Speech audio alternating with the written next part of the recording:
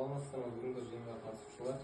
Мен Олжас Есболатұлы, осы атқарушы органның бас маманы болып табыламын. Қоғамдық кеңестің түзу қағидаларын бекіту туралы бұйрығына сәйкес жергілікті атқарушы органның өкілі ретінде, яғни төрағасы ретінде өзімді ұсынамын.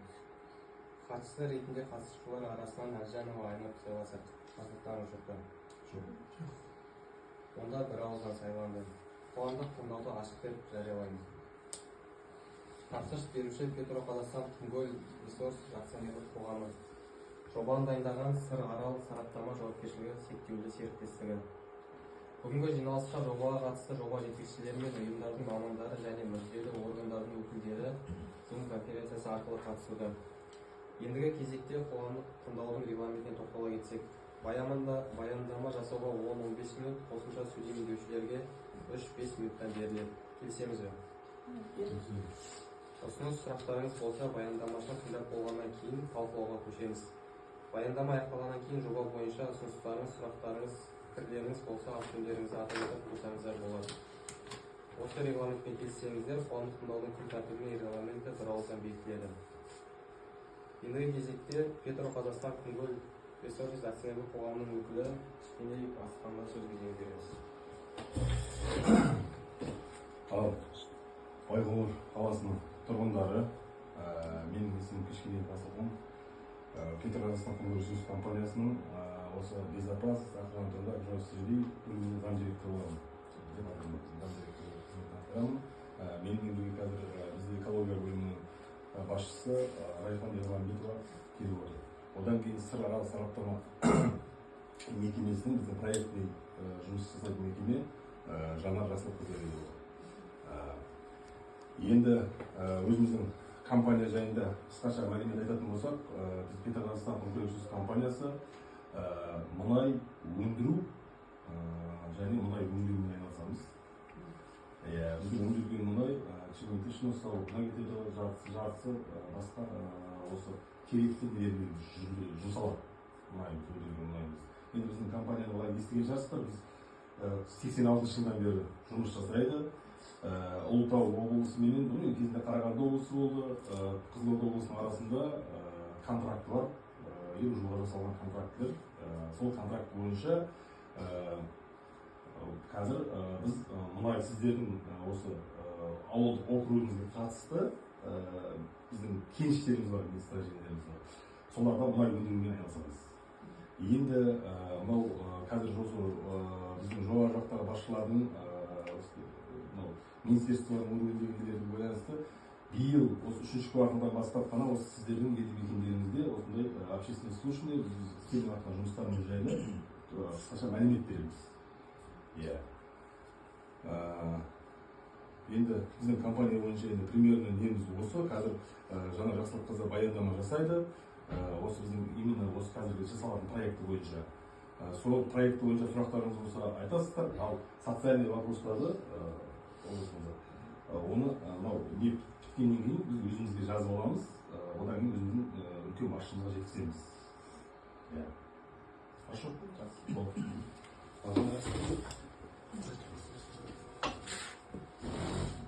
Саламатсыздар ма? Бүгінгі қоғамдық тыңдауға қатысушылар. Бүгінгі қоғамдық тыңдаудың тақырыбы 2026 жылға арналған Петроқазақстан Құмкөл ресурс акционерлік қоғамы оңтүстік батыс Қарабұлақ кен орны үшін атмосфераға зиянды заттардың шектік шығындылары нормативінің жобасы, халықтарды басқару бағдарламасы, өндірістік экологиялық бақылау бағдарламасы. Тапсырыс беруші Петроқазақстан Құмкөл ресурс акционерлік қоғамы. Жоба әзірлеуші Сыр Арал сараптама жауапкершілігі шектеулі серіктестігі. Рұқсат етілген шығындар нормативінің жобасы бұл кәсіпорын туралы жалпы мәліметтерді қолданылатын жабдықтың сипаттамасын, ластаушы заттар шығындылардың есебін, қолайсыз метеорологиялық жағдайларда шығындыларды азайту мақсатында санитарлық қорғау аймағының негіздемесін қамтитын құжат. Жобада зиянды заттар шығындылардың атмосфералық ауаға әсер ету деңгейі бағаланған және 2026 жылға арналған ластаушы заттардың рұқсат етілген шығындылардың нормативтері бойынша ұсыныс берілген. Рұқсат етілген шығындылар нормативтерінің жобасына сондай-ақ оңтүстік батыс Қарабұлақ кен орнының қолданыстағы нормативтері, ұңғымаларды күрделі жөндеу кезіндегі көздер, 2026-ға арналған құрылыс және пайдалану кезіндегі қолданыстағы бөлімдерді енгізілетін болады. Бірінші, оңтүстік батыс Қарабұлақ кен орнының 53-72 ұңғымалардың су желілерін салу жобасы. Оңтүстік батыс Қарабұлақ кен орнындағы 53-ші, 72-ші және 55-ші ұңғымаларды электр жабдықтау жобасы. Оңтүстік батыс Қарабұлақ кен орнындағы 53-ші, 72-ші ұңғымалардағы кіреберіс жолдар жобасы. Оңтүстік батыс Қарабұлақ кен орнындағы номер 70-ші ұңғымасына кіреберістер жолы жобасы. Оңтүстік Қарабұлақ кен орны су тарату пункті номері 3-ші тазарту құрылысын орнату жобасы. Оңтүстік батыс Қарабұлақ келісімшарттық аумақта 3939 10-ші кен орнындағы жобалық тереңдігі 1600 барлау пайдалану ұңғымаларын бұрғылауға арналған топтық техникалық жоба толықтыру жобасы. Атмосфералық ауаға бөлінетін заттардың көлемі бірінші оңтүстік батыс Қарабұлақ кен орнында 53-ші, 72-ші ұңғымалардан су желілерін салу. Ұлытау ауданы, Ұлытау облысы. 0,2077 тонна жылына ластаушы заттар. Екінші оңтүстік батыс Қарабұлақ кен орнындағы 53-ші, 72-ші және 55-ші ұңғымаларды электрмен жабдықтау. 4,2479 тонна жылына ластаушы заттар. Үшінші оңтүстік батыс Қарабұлақ кен орнындағы нөмірі 53-ші, 72-ші ұңғымаларға кіреберіс жолдар. Ұлытау облысы, Ұлытау ауданы. 0,8060 тонна жылына ластаушы заттар.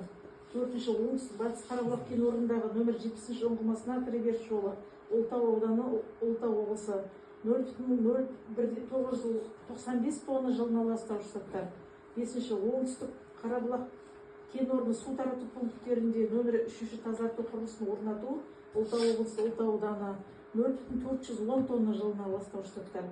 Алтыншы оңтүстік батыс Қарабұлақ келісімшарттық аумағы 3939 кеніші орында жобалық тереңдігі 1600 метр барлау пайдалану ұңғымаларын бұрғылауға арналған топтық техникалық жобаға толықтыру жобасы. 136.441 тонна жылына ластаушы заттар. 2026 жылы кәсіпорын көздері ұңғымаларды күрделі жөндеуді, құрылыс монтаждау жұмыстарын қоса отырып, пайдаланудан жылына 158.093 тонна шығарылады. Бұқарсай кен орны үшін 2026 жылға арналған рұқсат етілген шығындардың нормативтерінің жобасын әзірлеу үшін бастапқы деректер. Петроғазстан Құмкөл ресурс акционерлік қоғамының кен орындары барынша шикі газды қайта өңдеуді дамыту бағдарламасы жобалық деректері. Тапсырыс беруші ұсынған Бұқарсай кен орны бойынша деректер. Петроғазстан Құмкөл ресурс акционерлік қоғамы кен орындары бойынша шикі газды қайта өңдеуді дамыту бағдарламасы Бұқарсай кен орны игеру жобасы бойынша жер қойнауын және жер қойнауын пайдалану туралы Қазақстан Республикасының кодексінің талаптарына сәйкес әзірленді. Кәсіпорынның 2026 жылға арналған жалпы шығындалған нормативті есептеу кезінде бекіткен технологиялық көрсеткіштермен қатар соңғы 2 жылдағы жабдықтың нақты максималды жүктемесі де ескерілді. Нақты және жобалық технологиялық көрсеткіштер: мұнай өндіру 2026 жылы 45,001 миллион тонна, 1000 тонна, газ өндіру 3,3 миллион метр куб. Нақты шығындылар белгісіз, пайдалану кезіндегі нормативтік шығындылар 128,93 мың тонна. Пайдалану кезінде 2026 жылға арналған нормативтік 2025 жылға қарағанда аз. Ол газ шығынының көлеміне байланысты. 2026 жылы ұңғымаларды күрделі жөндеу бойынша 4 бірлік ұңғыма қарастырылған. 2025 және 2026 жылға арналған шығындардың бойынша салыстырмалы талдау. КМЖ-дан 2025-те 159,908 тонна болса, 2026 жылы 158,93 тонна. Ұңғымаларды күрделі жөндеу кезіндегі шығындылар 10,092 тонна болса, 2026 жылы 10,827 тонна.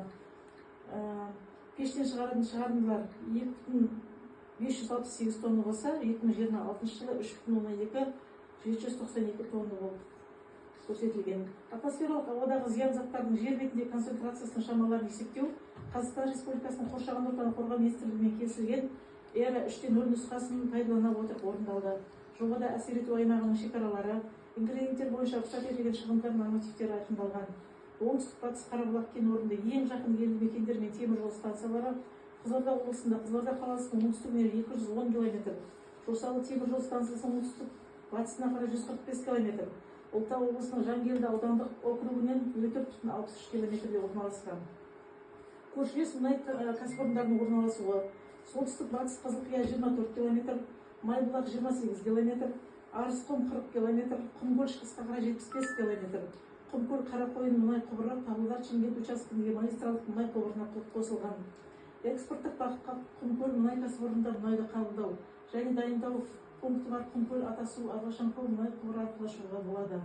Әсер ету аймағының шекарасындағы барлық заттар мен қосындылар бойынша айтарлықтай әсер етпейді. Сондықтан бұл заттардың шығындыларының шамасы нормативтік ретінде қабылдануы мүмкін.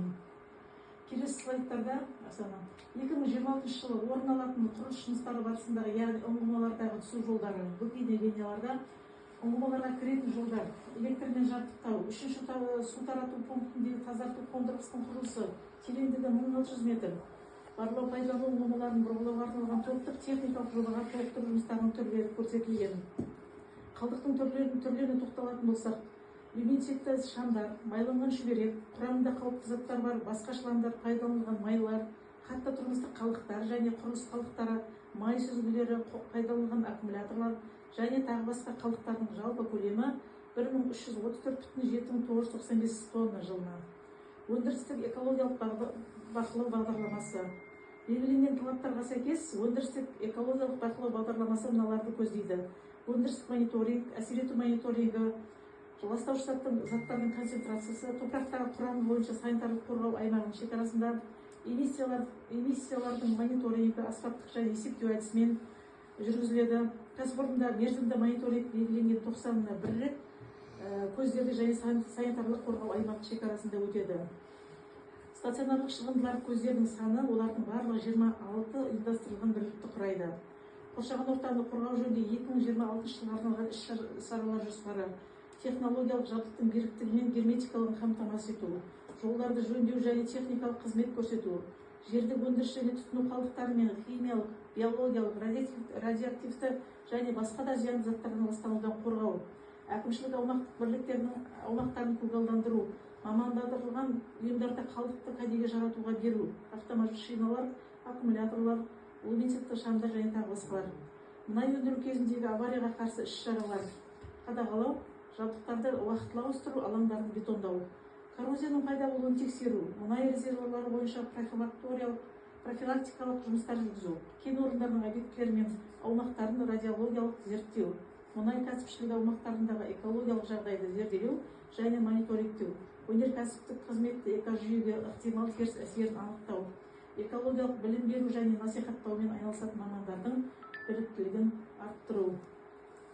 Назар қойып тыңдағандарыңызға рахмет. Қол көтеру арқылы дауыс берсеңіздер. Бүгінгі қоғамдық тыңдауды өтті деп есептейміз. Қоғамдық тыңдауды жабық деп жариялаймын. Келіп уақыт бөліп қатысқандарыңызға рахмет. Сау болыңыздар.